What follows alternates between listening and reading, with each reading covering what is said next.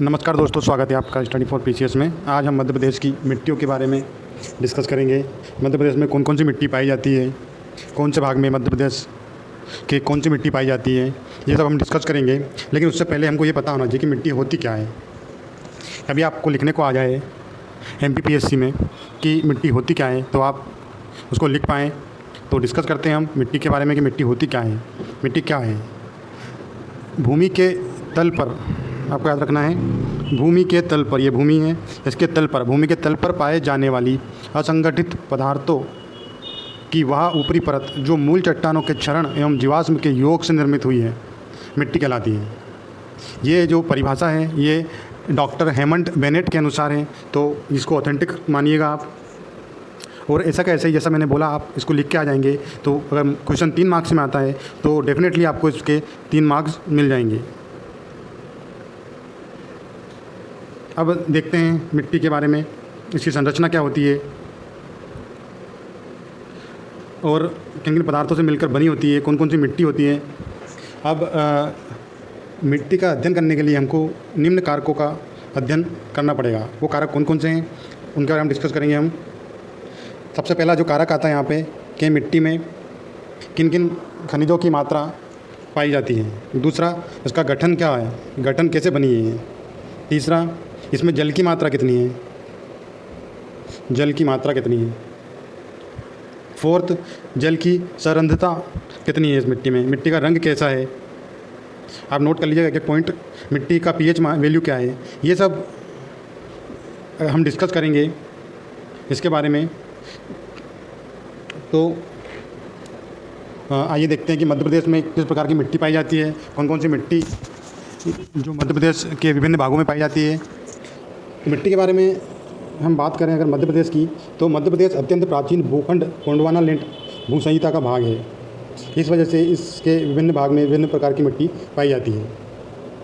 ये गोंडवाना भाग जो है, गोंडवाना लैंड का भाग होने की वजह से इसका निर्माण चट्टानों के अपर्दन, ज्वालामुखी उद्भेदन एवं विभिन्न पर्वत श्रृंखलाओं के अपर्दन और नदियों द्वारा बहाकर लाई गई जलोढ़ मिट्टी से हुआ है। अब मध्य प्रदेश के विभिन्न प्रकार की मिट्टियों के बारे में हम डिस्कस कर सकते हैं। इतनी जानकारी आपको मिट्टी के बारे में हो गई है। अब देखते हैं मध्य प्रदेश में कौन कौन सी मिट्टी पाई जाती है। तो आप देख सकते हैं, सबसे ऊपर से और उत्तर से बात करते हैं हम, तो यहाँ पे जलोढ़ कचारी मिट्टी पाई जाती है। यहाँ पे ये मिट्टी क्यों पाई जाती है आपको ये भी पता होना चाहिए। आपको पता है चंबल नदी यहाँ से निकलती है, ऐसे चंबल नदी निकल कर जाती है। तो इसके द्वारा जो नदी द्वारा मिट्टी बहाकर ले जाई जाती है, वो मिट्टी यहाँ पे इकट्ठी हो जाती है और जिससे इस मिट्टी का निर्माण होता है, जिसे हम जलोढ़ मिट्टी या कचारी मिट्टी कहते हैं। अब हमको पता होना चाहिए जलोढ़ मिट्टी होती क्या है। तो देखते हैं जलोढ़ मिट्टी के बारे में। ये जो जलोढ़ मिट्टी होती है ये मध्य प्रदेश के उत्तर पश्चिम भाग, ये देखिए आप, उत्तर पश्चिम जो भाग है मध्य प्रदेश के, विशेषकर भिंड, मुरैना, श्योपुर, ये जो एरिया है, मैंने अभी बताया था आपको, चंबल नदी यहाँ से निकलती है। तो यहाँ से जो ये एरिया है इसमें ये मिट्टी पाई जाती है। ग्वालियर, गुना, अशोकनगर, नीमच, मंदसौर, इन ज़िलों में ये जलोढ़ मिट्टी पाई जाती है। इसके अगर कुल क्षेत्रफल की बात करें तो ये 30 लाख एकड़ भूमि पर जलोढ़ मिट्टी पाई जाती है। इस मिट्टी का निर्माण कैसे हुआ हमको ये भी पता होना चाहिए। इस मिट्टी का निर्माण बुंदेलखंड के ग्रेनाइट नीच से एवं चंबल नदी द्वारा बहाकर लाई गई मिट्टी के से या निक्षेप से इस मिट्टी का निर्माण हुआ है। अब जलोढ़ मिट्टी की रासायनिक जो संगठन है वो देख लेते हैं। तो काली मिट्टी की अपेक्षा नाइट्रोजन एवं फास्फोरस जीवाश्म की अधिकता इस मिट्टी में पाई जाती है। इसका पीएच की अगर बात करते हैं हम, तो इसका पीएच मान जो होता है वो 7 से 8 के बीच होता है। उदासीन से क्षारीय बोल सकते हैं हम इसको, ये मिट्टी होती है। और मध्य प्रदेश में जो जलोढ़ मिट्टी पाई जाती है इसके 2 पार्ट होते हैं, खादर और बांगर। और जो खादर मिट्टी होती है आपको पता है, खादर मिट्टी जो होती है वो उपजाऊ मिट्टी होती है और बांगर जो मिट्टी होती है वो अनुपजाऊ मिट्टी होती है। और इसमें उत्पादित फसलें, अब आपको पता होना चाहिए कि इसमें उत्पादित फसलें कौन कौन सी है। इसमें जैसे आपको पता है भिंड, मुरैना में कौन सी फसलें उत्पादित होती है, तो इसमें सरसों, बाजरा, ज्वार, मक्का, दलहनी एवं तिलहनी फसलें इस मिट्टी में उपजाऊ होती है। तो ये हो गई हमारी जलोढ़ मिट्टी। अब हम बात करते हैं साधारण काली मिट्टी की। जो साधारण काली मिट्टी है ये मालवा के पठार में ज़्यादातर पाई जाती है। मालवा के पठार से लेकर मध्य भारत का पठार जो इधर आता है, भिंड, मुरैना, ग्वालियर, शिवपुरी, इस एरिया में भी ये मिट्टी पाई जाती है। देखते हैं इस मिट्टी के बारे में। इस मिट्टी का विस्तार मालवा के पठार का संपूर्ण उत्तरी भाग एवं निमाड़ अंचल में ये मिट्टी पाई जाती है। और अगर बात करते हैं तो ये मध्य प्रदेश के इसके लगभग 400 लाख एकड़ क्षेत्र पर ये मिट्टी पाई जाती है। मध्य प्रदेश के 37% भाग पर साधारण काली मिट्टी पाई जाती है, ये आपको याद रखना है। और आप जानते हैं मालवा के पठार में कौन कौन सी फसलें होती हैं। तो गेहूँ, सोयाबीन, ये जो फसलें होती हैं, ये कपास भी होता है, ये फसलें साधारण काली मिट्टी में उपजाई जाती हैं। तो आपको इसमें महत्वपूर्ण जो चीज़ है वो याद रखना है कि ये मध्य प्रदेश के टोटल क्षेत्रफल के 37% भाग पर ये मिट्टी पाई जाती है। 37% भाग पर पूछ लिया जाता है क्वेश्चन आपसे। प्री और मेंस की दृष्टि से ये क्वेश्चन महत्वपूर्ण हो जाता है। और हम अगर बात करें, हम ये बोल सकते हैं कि जो सबसे अधिक जो मिट्टी पाई जाती है मध्य प्रदेश में वो साधारण काली मिट्टी ही पाई जाती है। अब अगर हम बात करते हैं अगली मिट्टी के बारे में, तो हमारी अगली मिट्टी होती है मिश्रित मिट्टी। ये देख सकते हैं आप, रीवा पन्ना का जो पठार है इसमें ये मिश्रित मिट्टी पाई जाती है मुख्यतः। दोस्तों आप इसका मैप बना लीजिए ताकि आपको मिट्टियों की अच्छे से जानकारी हो जाए। तो डिस्कस करते हैं हम मिश्रित मिट्टी के बारे में।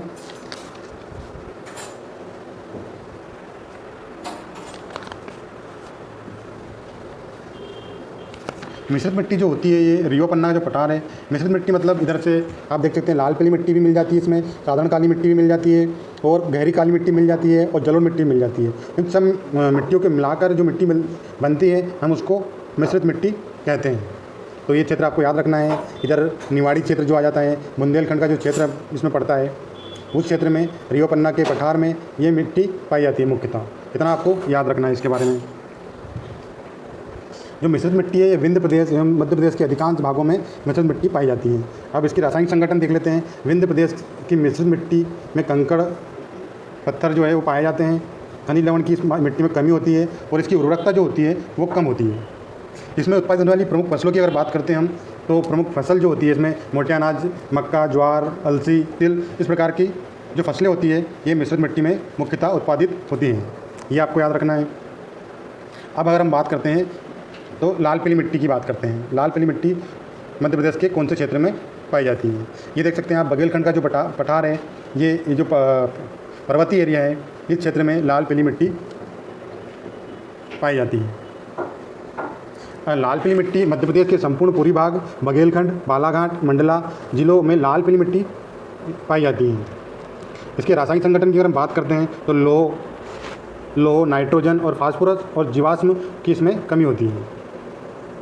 इसका जो पीएच मान होता है अम्लीय से क्षारीय होता है, इतना आपको याद रखना है। इसकी विशेषता की बात करें अगर हम लाल पीली मिट्टी की, तो इसमें फेरिक ऑक्साइड के जलयोजन के कारण इसमें ऑक्सीकरण होता है। फेरिक ऑक्साइड के जलयोजन के कारण इसका रंग पीला एवं फेरिक ऑक्साइड के ऑक्सीकरण के कारण इसका रंग लाल होता है। तो आपको याद रखना है कि इसका रंग जो लाल होता है वो क्यों होता है। यह फेरिक ऑक्साइड के जलयोजन के कारण इसका रंग पीला होता है और फेरिक ऑक्साइड के ऑक्सीकरण के कारण इसका रंग लाल होता है। ये इसकी विशेषता हम लिख सकते हैं। इसमें मुख्यतः धान की जो फसल होती है, चावल जिसमें मुख्यतः उपजाया जाता है। आप देख सकते हैं बालाघाट का जो क्षेत्र होता है, जो क्षेत्र है बघेलखंड और पूर्वी जो भाग है मध्य प्रदेश का, उसमें ये मिट्टी पाई जाती है और यहाँ पे अधिकतर चावल की फसल जो उपजाई जाती है। ये अपने को याद रखना है। अगर हम बात करते हैं लेटराइट मिट्टी की, तो लेटराइट जो मिट्टी है ये दक्षिणी भाग है मध्य प्रदेश का, यहाँ पाई जाती है, छोटे से क्षेत्र में पाई जाती है, ज़्यादा इसके बारे में हमको नहीं पढ़ना है। अब हम बात करते हैं छिछली काली मिट्टी की, जो कि छिछली काली मिट्टी है, ये सतपुड़ा मैकाल श्रेणी जो है उसमें पाई जाती है। जानते हैं इसके बारे में।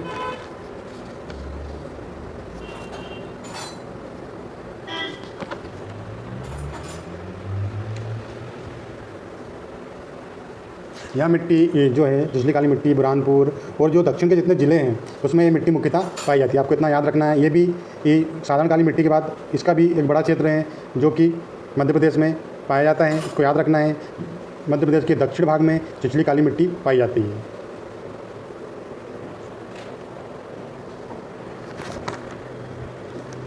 अब हम बात करते हैं गहरी काली मिट्टी। जो गहरी काली मिट्टी है, गहरी काली जो मिट्टी है, ये मिट्टी,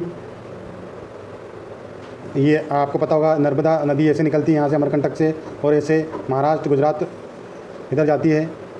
तो इसका जो तटीय क्षेत्र है इसके आसपास गहरी काली मिट्टी मुख्यतः पाई जाती है। आपको याद रखना है गहरी काली मिट्टी। तो दोस्तों ये हमारा मिट्टी के ऊपर लेक्चर था। हम काली मिट्टी के बारे में, गहरी काली मिट्टी के बारे में कुछ और जानकारी के बारे में डिस्कस कर रहे हैं।